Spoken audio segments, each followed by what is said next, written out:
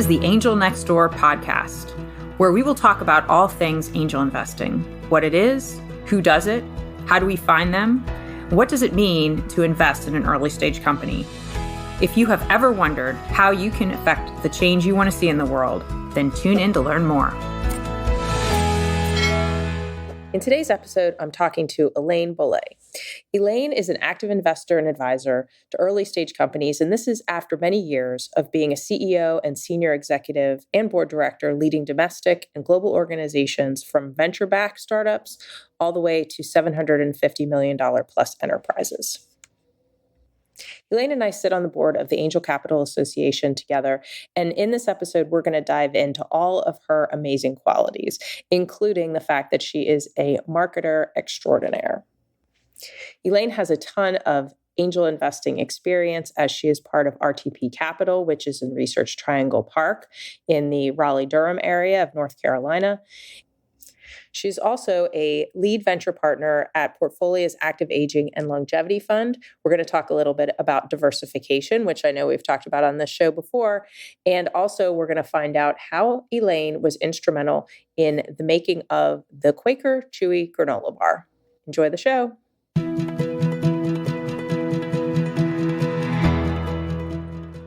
Well, hi, Elaine. Welcome to the show.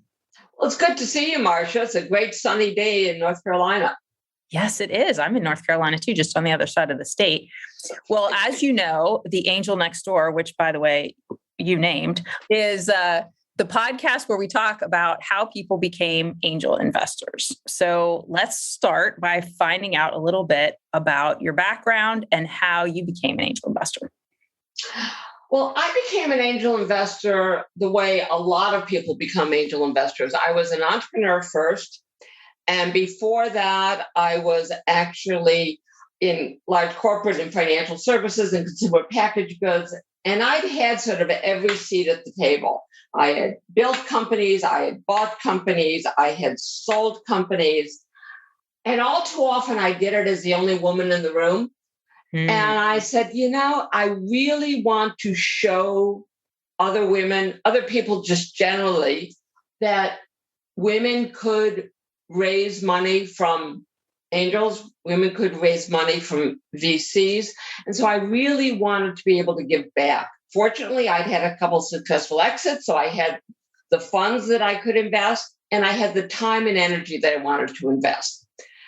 And that actually, in part, led to why, when we were looking for a name for the podcast, I suggested Angel Next Door, because angels are just smart, good business people. There's no magic, there's no school. I don't have my MBA in angel investing. It's just, how do I help build the world I want to see? And that's really what angels are doing every day. They're using their heart and they're using their head at the same time. And that's what I do. And that's what I love to do. So when you were an entrepreneur, did you raise money from angels? I did in my very first company, which was one of the very first webmail applications for businesses. Just a very little bit. And then we had a very, very small, today they would really be called an angel fund. They called themselves a venture fund, but they like less than $2 million, I think they had. After that, it was all very traditional VC money. Interesting. So before we get into more about you being an angel, we need to know more about the Chewy Granola Bar. Well, that is sort of a funny claim to fame. I started out in consumer packaged goods. I worked on things like Life cereal. I used to be the product manager for My Teeth, and I'm now really showing my age. And he did really like Life cereal. Then I was at Quaker, and they wanted to expand beyond cereals. They wanted to go into the snack business, but they wanted to figure out how to do that. So first, I came up with this idea of wholesome snacks, because snacks are not something you have to eat. Snacks are something you want to eat. So you want a snack to be moist, chewy, and delicious. Okay. And at the time, granola bars were dry, hard, and crunchy. They were basically like eating straw. So I'm not the chemist. I didn't do work on the magic, but we had a great food lab. And I said, what we really needed was a snack bar that would be moist. So we used honey. It had to be healthy. So we used oats and almonds, and it had to be indulgent. So it was filled with chocolate chips. Nice. And the rest was history. It was launched. I shouldn't admit this, but I was 2 when I started this business, because it is now 41 years old. Oh my. Wow. I loved Chewy Granola Bars when they first came out. They were so different. Well, they were so different. And one, we talk about supply chain nowadays, and I know we want to get back to angel investing, but we had huge supply chain issues to begin with because we couldn't make enough of them, which is a high class problem when you're starting a new business. Right. So I did that. I grew that business from zero inside a company, but to over a couple $100 million. And then I said, oh, enough of the food business. I'll go into financial services. And I went to start new payment products for Citicorp. Nice. And wasn't Western Union in there somewhere? Well, basically, I built a business to compete with Western Union. At the end of the day, Western Union we closed down the business at Citicorp because they wanted me to come and run their other business. So I actually went over to Western Union. They did a big, complicated restructuring. And I took over the consumer side of Western Union, took it from 3 countries to 145 countries, from a business that was sort of in the basement and didn't make a lot of money to making almost $1 billion. From 3 countries to 145 countries. Yes. Wow. That is heroic. I mean, and with all of the foreign exchange issues and everything, I can't only imagine what that was like. Yeah, it was a complicated business. And that, understanding those different businesses, understanding the complexity after doing all that, I said, it's fun to build stuff inside a big company, but I want to see if I could do it on my own. And that's really what led me to become an entrepreneur. I'd been an intrapreneur for years. And that's what led me to say, hey, I want to leave and I want to build something for myself. And that's really what I did.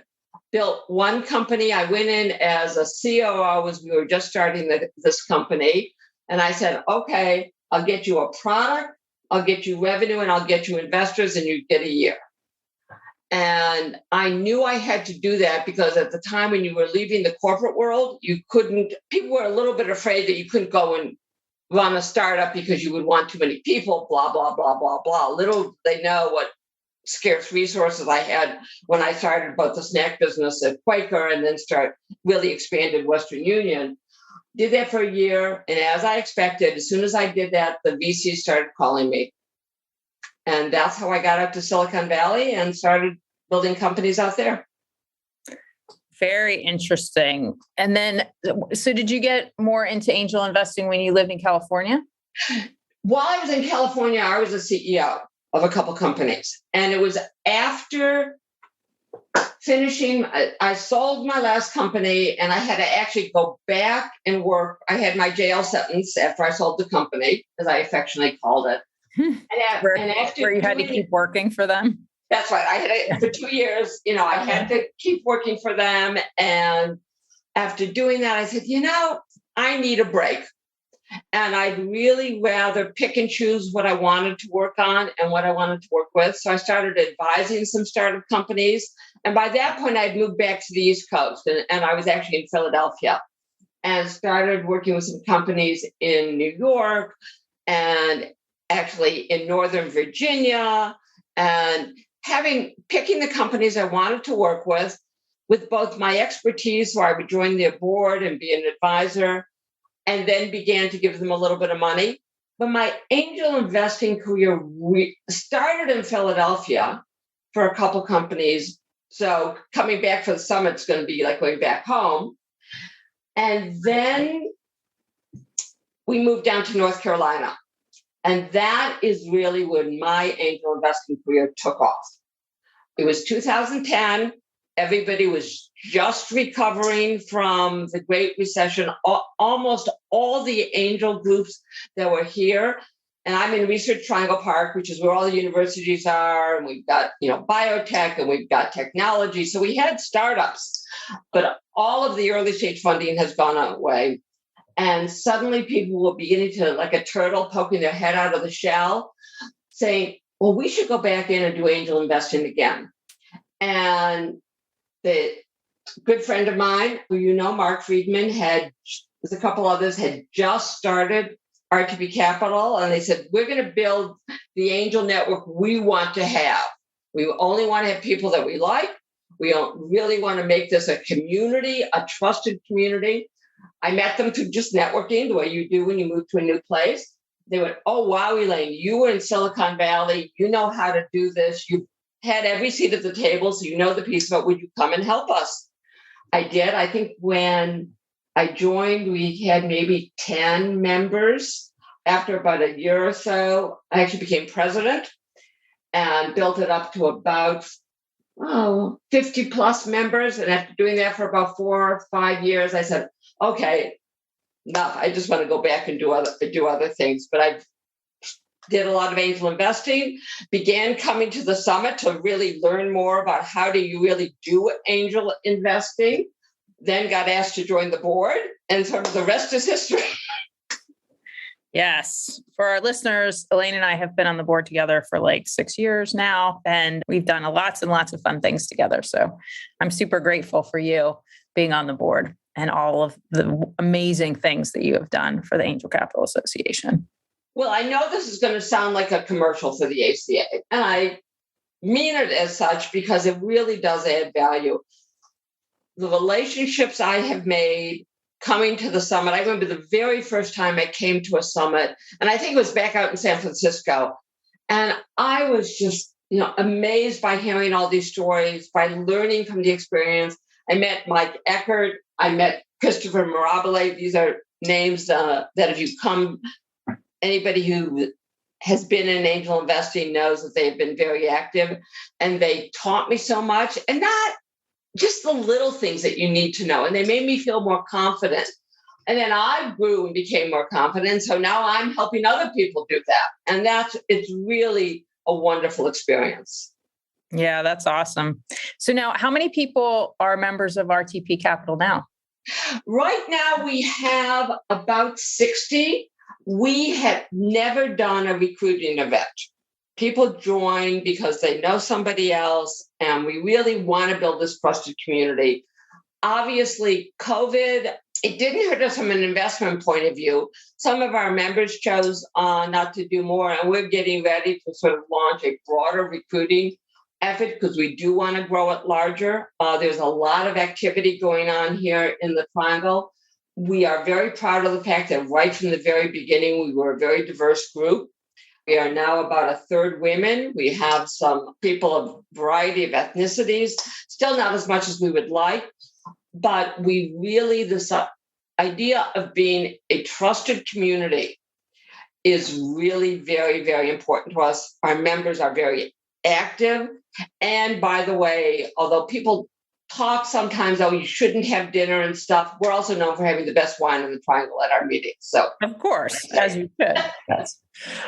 Now, about how many deals per year does a group like RTP do? We bring to a member meeting about 20 deals a year. We actively invest in about 10 because we are investing purely as individuals at this point. We do not have a fund. We're talking about maybe making some changes. So it's a matter of marshaling the individual checks on each investment. But we do all the due diligence. Unlike a lot of other groups, we are 100% volunteer driven. We have one part-time project manager who helps with some of the administration. And when you're a volunteer-driven organization, it takes a lot of work to keep everything together. Mark Friedman, who's my partner in crime, and I have really been driving this and leading this. We have a board that supports us, but we have been driving this for the last 10 years. So we've talked on the show before about special purpose vehicles and how angels sometimes pool their capital together into one type of vehicle, but that isn't what you guys do. Everybody just has the freedom to kind of come in or out of a deal if they want to when you're first investing. Right. Everyone comes in. We occasionally will create an SPV, a special purpose vehicle for an investment. But if you have less than really $150,000 into a deal, the math doesn't work in a special purpose vehicle. And one of the quirks of North Carolina, it's really hard to have a multi-investment single vehicle. It's why people tend to create sidecar funds, which is what we're thinking about doing. We haven't made a firm decision yet, but we're looking at that. And why so many networks. If you now look at networks, Marcia, and you know this even better than I, that most networks now have sidecar funds, whether they're annual funds or something else, because it's just a simpler way to manage investments. And I can see us moving more towards that kind of vehicle. Yeah, there's definitely a lot of interest in using a sidecar fund or something so that the members still want to be able to participate and look at the companies and do the diligence and meet the founders. But I think that pressure of every time they're seeing a new company of thinking, oh my gosh, do I have to write a check if I really like this company? That can add up pretty quickly. So the fund idea of just voting for the fund is, I think, very appealing. Yeah, but there's two things, and I think they're really important. Particularly, our focus is bringing in new angels. It's sort of a passion of mine. We want to expand the number of angels, and I know you share that passion. And then you've got a math problem, because not everyone has had a huge exit. Not everyone can afford to put in, $250,000 every year in angel investing. Yet we tell angels, and it's true, you want to have a diversified portfolio, and we'll come back and talk about portfolio as a way of getting a portfolio in a second. You want to have a diversified portfolio of, 20 to 30 companies. The minimum check size most companies will accept is $10,000. You can do the math. It's a lot of money. So part of the attraction of a fund is you can put in, let's say, $50,000 into a sidecar fund. That will be spread across multiple deals. So you as an individual will have a small amount in each one. Plus, as you said, that you've already committed the money. So at every meeting, you don't have to get out my checkbook and go, where are all those zeros? And, I really haven't had an exit yet. Because the money's already spent. So now you've got the money sort of burning a hole in your pocket. And now you want to spend it on companies. So I think the motivation of having the participation, being hands-on, and we would never leave that part of the whole thing. We really believe strongly in the member contribution, and the member value is so important because different perspectives drive deals. I'm digressing for a moment, but angels have been pushing diversity much longer than anybody else. I mean, VCs all looked alike, and so they all had this groupthink. When you think about the mix in any one angel group, they are from different industries, they are different functions, they have maybe come from different parts of the country. So you ask those natural questions from different perspectives. And that's why having funds working as a group, as a team, is really important. And where does RTP get most of their deal flow from? Is it from the local area, or are you also syndicating with other angels across the country or even the region? We do a lot on our own. We are fortunate. We have a very, very active startup community on one side. On the other side, we are very, very active with, particularly in the Southeast. But one of the things COVID taught us, if you know the triangle, Chapel Hill and Raleigh are about 30 miles apart. And a rush hour can take you 40, 50 minutes to get from one side to the other. So, and of course, when COVID hit, we were all doing anything on Zoom anyways. So it didn't make any difference if I'm in Chapel Hill, if the company was in Raleigh or the company was in Seattle. Now, one of the things we do in terms of syndication, we want to have what we call a trusted partner. Somebody who will be local, who maybe can step in when the company really needs it. So we do a lot of deals with, for example, NOLA Angels down in New Orleans. We do deal with the Portland Seed Fund out in Seattle, and they are virtually everyone we syndicate with, and I'm stopping for a second, are other ACA members. So it really is the connections I've made at various ACA meetings. So I know when Angela Jackson from Portland Seed Fund brings me a deal, I know to trust it, that it's a really good deal. Or Mike Eckert or Tim Cartwright. I don't want to, slight any of my out-of-market friends, but those relationships you build, you know who to trust. Yep. And that makes a huge difference because no one angel group is typically going to fund a whole deal because deals are between $1 and $2 million, and the typical angel group investment is $250,000, as you know when you read the Angel Funders Report. So you got to have multiple groups in every deal. That's right. And speaking of the Angel Funders Report, just talk a little bit about that because I know that's your baby. It is definitely, it's a team effort. I started out talking about angels invest with their heart and their head. To invest it with your head, you have to have facts. And as those of us who read investment reports and, PitchBook and Crunchbase, we know that external sources do not do a good job of capturing angel investments. They do fine when you have to have, all the SEC filings. But when you do a lot of these early stage deals, they don't get captured correctly. So we started the Angel and the Data Initiative about 4 years ago, deciding that the best way to get the information is directly from the angel. So we capture about 70% of all the major angel deals. Now that's a guesstimate. I don't have an exact, no, don't quote me to the exact number, but we know we have all the major angel groups give us their data. It's totally anonymized. So I have no idea, Marcia, what you've done, let's say at Blue Tree, or no one knows what I've done at RTP Capital or anywhere else.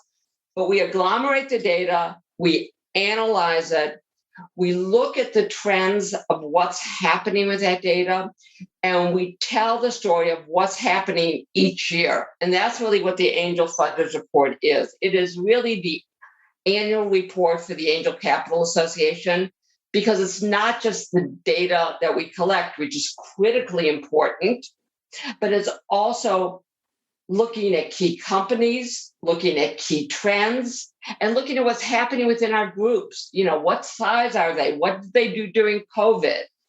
And so telling the stories of what's happening to angels each year is a really important part of what the ACA does. Yes, and we would be remiss if we didn't give a shout out to Rick Timmons, who does all of that hard work of gathering the data. And then, of course, Ron Weissman, who helps us to analyze it. And then you, Elaine, who writes up and puts the entire report together. So yeah, we're definitely a team effort.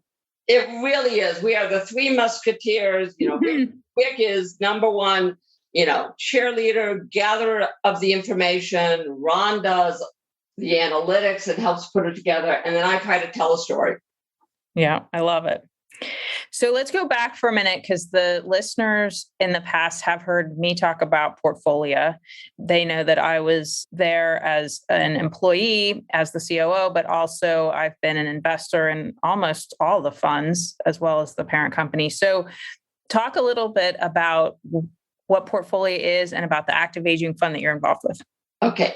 Portfolio is a group of early stage investment funds targeted to encourage more women investors and invest in companies that generally help women, are targeted at unusual areas that other people haven't necessarily invested in. So, for example, Portfolio, the company, was the first group to create a femtech. Now everybody's investing in femtech, but when we started the first femtech fund, not a lot of people were doing it at all, no one. And now there are multiple funds.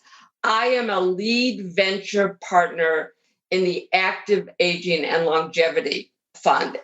And again, each portfolio fund is designed to have a unique thesis, whether it's Rising America on diversity, femtech we just talked about, green and sustainability, or in my case, is active aging and longevity. And it was really looking at those products and services that are targeted at either older adults to make their life better or younger adults who want to live longer. And I have 4 other very, very smart partners. We look at deals. We are the leads. We evaluate them and make the ultimate decisions.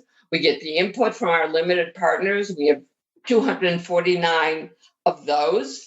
The idea behind the fund is that you will do between 8 and 10 deals. So you'll spread the risk. And you'll do this in about a period of 18 months to maybe 2 years. With COVID, we went close to 2 years because it took us a little bit longer. But what it allowed me to do is broaden my reach, work in an area hands-on that I really wanted to invest a little bit more than I could really do on my own or through RTP Capital.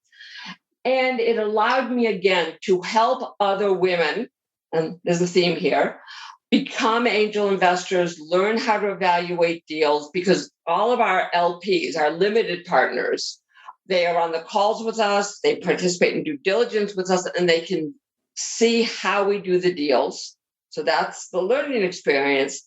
And then because they are investors in the fund, the minimum investment, I think, is $10,000. Our average investment is closer to $20,000. But that money is spread among 8 to 10 companies. The other advantage is we also don't invest only in seed stage or pre-revenue companies. So through our fund, through the Active Aging Fund, we have seed deals, we have Series A deals, we have a couple Series B deals, and we even have C-level deals. So we have been able to get into some venture-like deals with a small participation because we have captured people's imagination, because again, we were early in on really helping women become better investors. And you know that better than I do. So I encourage my RTP Capital members and other members, be hands-on, join your local, network, join your local fund, but then also do something like Portfolio. If you've got a passion, maybe some green and sustainability, and these are going to be deals all over the country, and you can really diversify fairly easily. So you aren't being disloyal to your local network or your local fund if you are in multiple funds. I mean, you are in what, 5 or 6, probably more than that, aren't you? Yeah, I think I'm in 7. Okay. 7 portfolio funds, yeah. And that is they're awesome. I can't help myself. Well, they're fun. And yeah. I talk about angel investing, and the reason why I'm so passionate about it is because I think it is the best prophylactic against aging that anyone could ever imagine. They talk about as you get older, you should do crossword puzzles or this or that to sort of keep your brain nimble. You cannot go through, let's say, an innovation showcase at the summit or a pitch day after one of, the accelerators, and not at least once during that day go, what are they doing? Yeah. How are they doing that? Wait a minute. That's so For example, do you know that DNA can be used as a storage device? No. Yes. There is technology out there that uses the complicated structure of a DNA strand, because it's very compressed, to store data. I still don't understand how they do it, but boy, I find that really interesting. That is really neat. Well, so tell us about a company that's in the active aging fund. Well, they range from skincare that helps postmenopausal women keep their skin fresh and nice and reduces wrinkles and improves collagen. So that's sort of a fun thing. To One Digital Trust, which is a financial planning tool for the vast majority of people, the people that fill out a 1040 easy tax form, because everyone needs a will. People think, oh, I don't have many assets, I don't need a will, but you really do. So this is product they offer through banks and other employer benefit plans and other things to make it very, very easy. It's sort of like easier than doing TurboTax, because everyone gets scared about taxes. To do a will, very low cost, and protect your family and keep you out of probate. We've got some healthcare companies. We've got a company that helps incentivize people to be compliant on their medication. We have got a remote patient monitoring application that's being used in hospitals. So we have a real diversity. You say active aging and people think, oh, I'm doing canes and wheelchairs. We're not doing canes and wheelchairs. Yeah, as I said, we're doing, skincare and financial services and telehealth. So it's quite a diverse fund. That's awesome. I love that.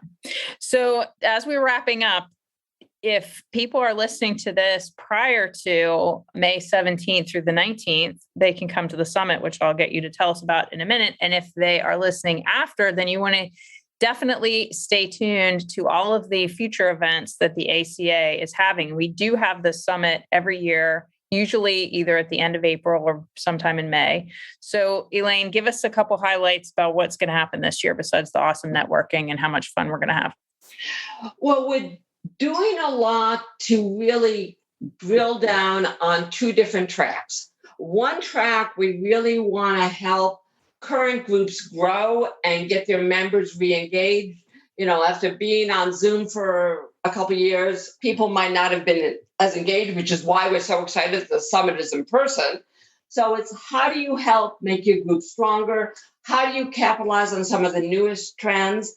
And the other big thing we're really focusing on is opening up the community and really bringing more people in and having people be comfortable, become angel investors, teaching them how they can create new angel groups and what they're doing there. So there will be something we're talking about impact investing. We have a whole array of subjects. If there's anything you are interested in, I can guarantee you somebody is doing angel investing in that area and they want to connect with you. Okay. The other thing we are doing is it is our public launch of the Angel Investor Foundation. And that is the charitable arm of the ACA, which is being designed to really help strengthen the ACA community and broaden its reach to the whole startup ecosystem. So you'll learn about all of those things. You will have a lot of fun. And as you said, Marcia, if you're listening to this before May 17th, we're going to hear, please come to Atlantic City. You will learn more. And I will make a personal guarantee that you will learn more and increase the returns of your portfolio of angel investing by way more than what you will spend in coming to Atlantic City and going to the summit. If you are listening to this after the 19th of May, then mark your calendar for next year when instead of being in Atlantic City, we're going to be in Las Vegas. That's right. It's going to be fun. And there's going to be an event in the fall. We're not 100% sure what that is yet, but all of that will be good. Well, Elaine, thank you so much for coming on the show and talking to us all about all of these amazing things, and especially how you became an angel investor and a lot about what's happening over in the Research Triangle Park area. We love hearing about it. And I look forward to the summit and everything that everyone we're going to get to see there. So thanks. All right. I look forward to seeing you there, Marcia. It's going to be a lot of fun. I can't wait. Hey, thanks for listening. To connect with me, visit my website at marciadawood.com. And if you're looking to learn more about investing in the changes that you want to see in the world, sign up for Ann and Bill Payne's ACA Angel University classes. You go to angelcapitalassociation.org, all one word, to find out the schedule. Many classes are offered, everything from the angel investing basics, fundamentals, risks, due diligence, term sheets, valuations, returns and portfolio strategy. And for a deeper dive, there are advanced classes which include capitalization tables, startup boards, and exit strategies. If you're not already a member of the Angel Capital Association, you can become one for the low price of $295 for the year, and that will give you unparalleled access to discounts, free webinars with a huge archive of content, networking opportunities, and much more. We'd love to have you join us. All content for this website is informational and not intended to serve as legal, tax, accounting, or investing advice. Well, Marcia, that's me, does serve on the SEC Small Business Capital Formation Advisory Committee. My views are my own and not the views of the SEC or my fellow colleagues on the committee. Our speakers and hosts are thoughtfully selected for their educational value, but their opinions are their own and do not necessarily represent the views of the host, me, or the Angel Capital Association, and neither specifically endorse the use of presenters' products or services. Listeners of the podcast should consult their own tax, investing, legal, or accounting advisors before making important financial decisions. All warranties, including accuracy, completeness, and suitability for specific purpose, are disclaimed.